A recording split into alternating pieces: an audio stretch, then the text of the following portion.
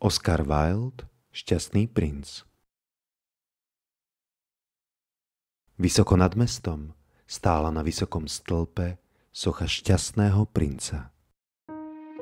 Princ bol celý pokrytý kúskami z rídzeho zlata. Miesto očí mal 2 žiarivé zafíry a na rukoveti jeho meča horel veľký červený rubín. Každému sa páčil. Je krásny ako veterný kohút, poznamenal starosta, ktorý si prial mať povesť človeka so zmyslom pre umenie. Škoda, že nie je taký užitočný. Dodal, aby si ľudia nemysleli, že je nepraktický, lebo to on naozaj nebol. Prečo nemôžeš byť ako šťastný princ? Pýtala sa triezvo uvažujúca matka svojho synčeka, ktorý plakal pre modré z neba. Šťastného princa ani nenapadne plakať. Ešte, že aspoň niekto je šťastný. Posťažoval si akýsi sklamaný človek pri pohľade na tú nádhernú sochu. Vyzerá ako anjel, volali deti zo sirotinca, ako vychádzali z katedrály. Ako to môžete vedieť, keď ste žiadneho anjela nikdy nevideli? Spýtal sa učiteľ matematiky.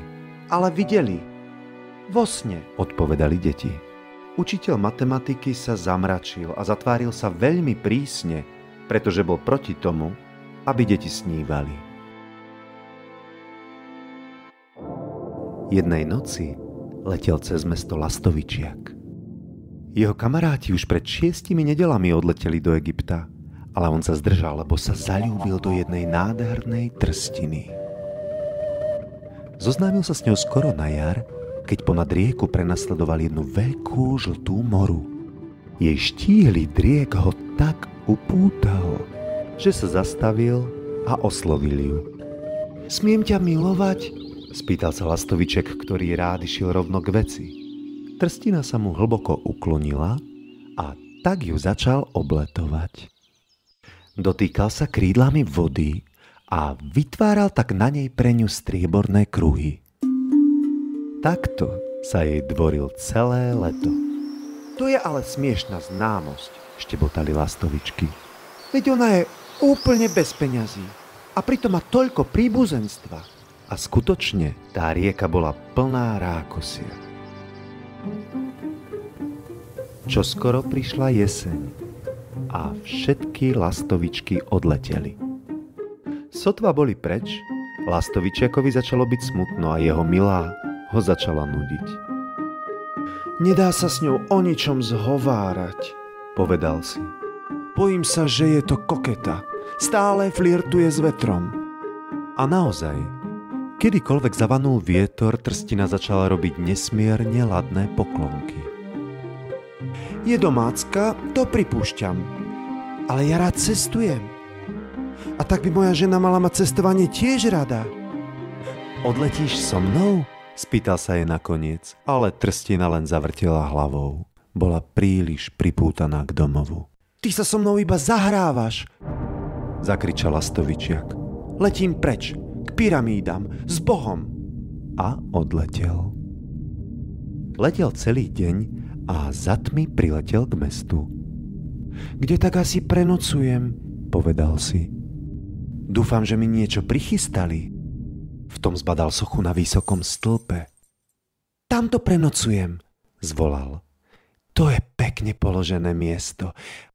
A bude tam toľko čerstvého vzduchu. A pristál rovno pri nohách šťastného princa. Mám zlatú spálňu, povedal si lastovičia, keď sa rozhliadol okolo seba a chystal sa k spánku. Práve keď si skrýval hlavu pod krídlo, spadla na neho nejaká kvapka. To je divné, pomyslel si. Na nebi ani obláčika, hviezdy sú jagavé a jasné a predsa prší. Toto severoeurópske počasie je vážne hrozné. Trstina mala dážď rada, ale len zo sebectva. Na to spadla ďalšia kvapka. Na čo je taká socha, čo nechráni pred dažďom? Zahumdral. Musím sa pozrieť po nejakej peknej striežke nad komínom, dodal a rozhodol sa odletieť. Avšak skôr, ako stihol roztiahnuť krídla, spadla na neho tretia kvapka. Lastovičiak pozrel hore a a uvidel. Ach, čo to len uvidel. Šťastný princ mal oči zaliate slzami a slzy mu stekali po zlatých lícach. Tvár mal v tom mesačnom svetle tak krásnu, že lastovičiaka zaplavil súcit. Kto si? Spýtal sa. Som šťastný princ. A prečo teda plačeš? Čudoval sa lastovičiak. Veď si ma celého zmáčal. Keď som bol živý a mal ľudské srdce, odpovedala socha. To som ešte nevedel, čo sú to slzy. Žil som v paláci Sanssouci, kam nemal prístup žiaden zármutok. Cez deň som sa hrával s kamarátmi v záhrade a večer zahajoval tance vo veľkej dvorane. Tá záhrada bola obklesená vysokánskym múrom, ale ja som sa nikdy nezaujímal o to, čo je za ním, keď všetko okolo bolo tak krásne. Moji dvorania mi hovorili šťastný princ.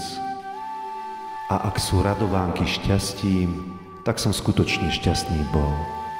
Tak som žil a tak som zomrel. A teraz, čo som mŕtvý, stojím tu vysoko a vidím všetku biedu a hanebnosť svojho mesta.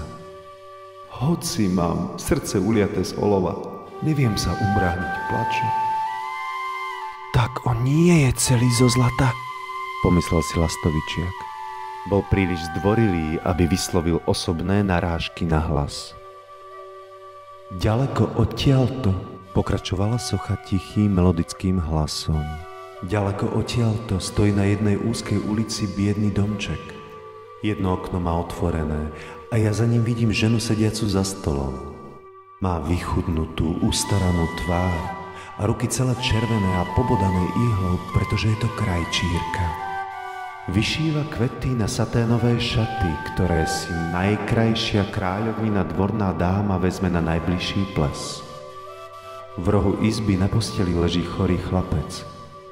Má horúčku a chcel by pomaranč, ale mama mu nemôže dať nič iné než vodu z rieky a preto plače. Lastovičiak, lastovičiak, lastovičiačik, odnes jej rubín z rukovete môjho meča. Ja mám nohy pripevnené k tomuto stĺpu a nemôžem sa pohnúť. Ale mňa už čakajú v Egypte, odpovedal lastovičiak. Moji kamaráti teraz poletujú nad Nílom. Po prúde i proti prúdu a rozprávajú sa s veľkými lotosovými kvetmi. Za chvíľu sa uložia k spánku v hrobke veľkého faraóna. Sám faraón tam leží v maľovanej truhle. Je celý zabalený do žltého plátna a nabalzamovaný voňavými masťami. Okolo krku má náhrdelník z bledozelených nefritov a ruky má ako usušené lístie. Lastovičiak, lastovičiak, lastovičiačik, zaprosíkal princ. Zostaň so mnou jednu noc a buď môjim poslom. Ten chlapec je tak smedný a jeho mama tak strápená. Ja vlastne chlapcov nemám veľmi v láske, vysvetloval lastovičiak. Keď som bol toto leto na rieke, boli tam takí dvaja nezbední chalani, synovia mlynára, a tí do mňa stále hádzali nejaké kamene. Pravda, že ma nikdy netrafili. Na to my lastovičky lietame príliš dobre. A ja naviac pochádzam z rodiny, ktorá je rýchlosťou známa. Ale i tak to bol prejav neúcty. Šťastný princ sa však tváril tak smutne, že sa nad ním lastovičiak zľutoval. Je tu síce veľmi chladno, ale jednu noc tu s tebou zostanem a budem tvojim poslom. Lastovičiačik vydobol červený rubín z rukovete princovho meča a držiac ho v zobáčiku vyletel nad strechy mesta. Letel okolo veže katedrály, kde stáli anjeli vytesaní z bieleho mramoru. Letel okolo paláca a počul, ako tam hrajú k tancu. Na balkón vyšlo krásne dievča so svojím milencom. Aké úžasné sú tie hviezdy a aká úžasná je moc lásky, povedal. Dúfam, že mi tie šaty na ples ušijú včas, odpovedalo dievča. Prikázala som si na ne vyšiť kvety, ale krajčírky sú hrozne lenivé. Potom lastoviček letel ponad rieku a videl lampáše zavesené na stožiaroch lodí. Letel ponad geto a videl starých Židov, ako sa dohovárajú a na medených váhach vážia mince. Konečne doletel k úbohému domčeku a nazrel dnu. Chlapec sa v posteli zmietal v horúčke a jeho mama od únavy zaspala. Lastoviček skočil do izby a položil veľký rubín na stôl vedľa ženinho náprstku. Krotko poletoval okolo postele a krídlami ovieval chlapcovo čelo. Už mi nie je tak horúco. Už mi určite bude lepšie, povedal chlapec a ponoril sa do driemot. Potom lastoviček priletel k šťastnému princovi a rozpovedal mu, čo urobil. To je divné, poznamenal, ale teraz mi je celkom teplo, aj keď je taká zima. To preto, že si vykonal dobrý skutok, povedal princ. Lastoviček o tom začal premýšľať, ale i hneď zaspal. Premýšľanie ho vždy uspávalo.